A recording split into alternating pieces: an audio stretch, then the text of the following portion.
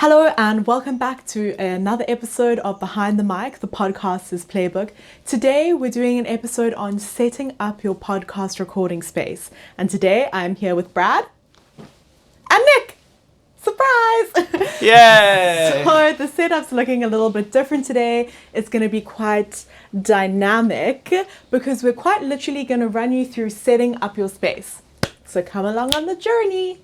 So for me, the first thing to do is to quite literally look at the space. Brilliant. And then it's starting to think about where your different elements are going. So power, lights, your actual lights. We've obviously got ours on and kind of pre-positioned because we need them for the video.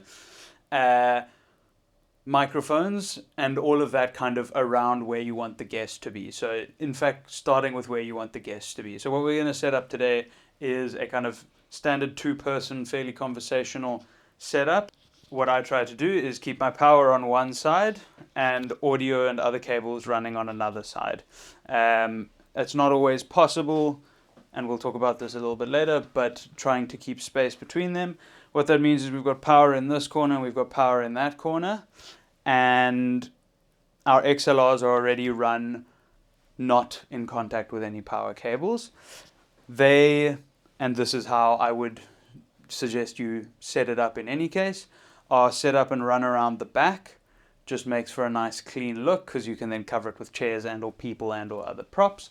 And then it means all of your mics can come from the back, which means less of an impact on camera. So the reason that I said to keep power and audio separate is quite a long and complicated technical answer. I'm going to try and keep it super brief. Electrical lines, power, there's a lot of electricity moving through them. Audio cables, there's a lot less electricity. It is obviously just a transmission of electricity, but there's a lot less. What that means is if you have too much crossover, or if you've, say, got a loop of an extension lead and you're running audio cables over it, my God, what that's going to pick up potentially, and in certain audio cables more than others, is what they call electrical noise or ground noise. Now, you do get audio cables that are balanced, which are much better at handling ground noise. Because they have a ground component to the cable. But as a general rule, I like, just for neatness and confidence's sake, to keep my audio and power cables separate as much as is humanly possible.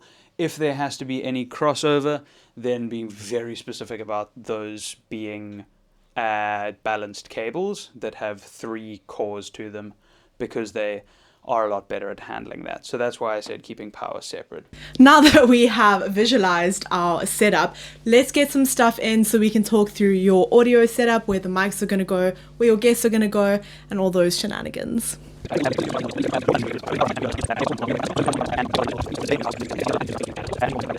Okie dokie. So, setting up microphones and audio. How well timed was that? Fantastic. So when it comes to setting up your mics and your mic stands, as mentioned before, I'm just going to pop this in here. As mentioned before, I prefer to set mic stands up behind the guest or opposite the camera, just because it means that the impact of the mic stand visually is significantly less, as opposed to it coming from the front. You tend to see more of an angle. It takes up more space real estate wise on camera, and that just doesn't look quite as nice. So yeah, sometimes people want it stylistically, but for the normal course of events, yeah. These are our Rode Procasters. They're dynamic cardioid broadcast microphones, perfect for podcasting. They get that really nice depth in the voice and a lot less of the room noise that you'd be hearing right now through this Rode Wireless Go, because it's a different kind of microphone capsule. And because they're going to be talking a little bit sideways, we'll make sure it's convenient for that. Next, going to pass me an XLR. There are a whole bunch run, but we're going to run this one into the camera to demonstrate that as well. Whoop, whoop, whoop, whoop, whoop. I wouldn't do this with a client here. Just me. So I like to keep my cables nice and neat with a couple of wraps around the stand. Some stands come with a nice little clip like this one here, which allows us to do the same thing over there, which is fantastic. Cool. So now you can hear the contrast between a wide pickup pattern small condenser diaphragm And a Procaster. which is a narrow pickup pattern large diaphragm dynamic microphone.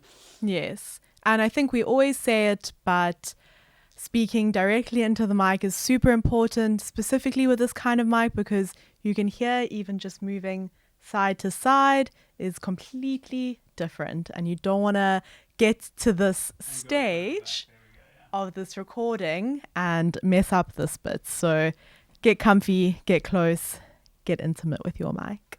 Cheers to that. While Bradley sets up the second mic for me, I'll talk through the lighting. So what we have over here is a 2-light setup and a little backlight over there.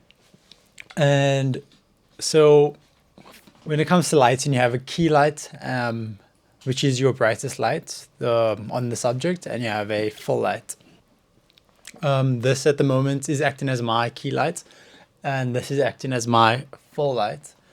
But at the same time, this light over here is acting as Gina's key light. But, And that is acting as my full light. and that is acting Yes. as your full light, correct. Nice one, Gina. Testing your knowledge. And then we also have a backlight over there that's lighting up the space in the background. And worth noting that on that camera, if we were just shooting on that camera, this light would be probably a good little bit more central, just for aesthetic reasons. But seeing as this is the primary camera, although this camera is on now, so you can kind of see the difference. If it was on this camera, it would be right down there. Gina, do you want to talk about what you've done on the table here and why these things are important? Firstly, in terms of where we are in location to our background, we've given ourselves a good amount of separation from the background to create some depth of field, not just a flat, boring picture, which the backlight or hair light is also helping with. And then in front of us, we have a table functioning as a prop, but I would also say, Nick, I don't know if you'd agree with me, it makes it like more of a normal, comfortable conversation. I think hardly do two people ever sit without anything in front of them and just like... Just adds to a more comforting environment. Yeah. Mimicking almost what your natural conversation would be like. And then today we have some very random props, 2 books and a globe, but it's always great to niche your props in around your topic so that they're not totally random. They add a little bit of something, but mostly just visual interest, I would say. The one thing I wanted to say on props and that kind of thing for the brand, I think for me it's always really important to look at the world building element of it. Like, what is the narrative? What is the kind of depth of the story inside your podcast, if that makes any sense? And so for me, like Gina said, niching them around your whether it's your topics or, finding things that have real meaning to you as a host, as a creator, as the founder of a brand, that don't necessarily also all need to be obviously relevant, but the kind of thing that like people who know will know and people who get the significance will whatever, and like it's law. At bare minimum, have them fit your aesthetic. If there's no particular reason, have an aesthetic that you stick to. So when it comes to your camera setups, main thing is really just making sure if you have 2 cameras that they both set up at the same height. You want to get the same eye line. Not like this.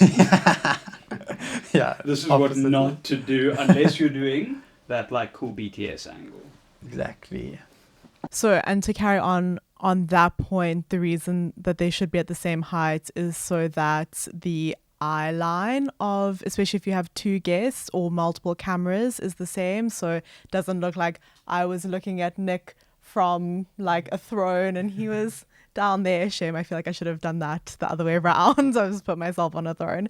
And then the second thing is, if you have multiple cameras, it's quite disconcerting if the eye line doesn't match up. And sometimes I feel like people don't even realize exactly what the problem is, but they're just like, this feels a bit weird. Yeah, exactly. It just has this weird feeling that you can't really put your finger on it, but it's like, it's the eye line. It's like your eyes needs to adjust to looking at a different spot on the screen as opposed to just like looking at one spot, if you know what I mean. Yeah. The last thing that you would do before starting to actually record would be to check your camera settings, such as ISO, aperture.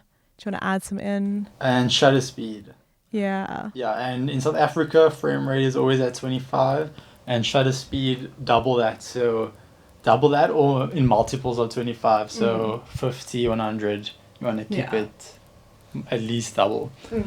So in our podcasting ebook, we also break down all the different camera settings and what you should and shouldn't be checking for. And like Nick has said, different camera models are really completely different, and you have to get to know your camera. But we'll see you next time for that information. So thank you for watching. We hope this has made you feel more comfortable in setting up your podcast. Bye.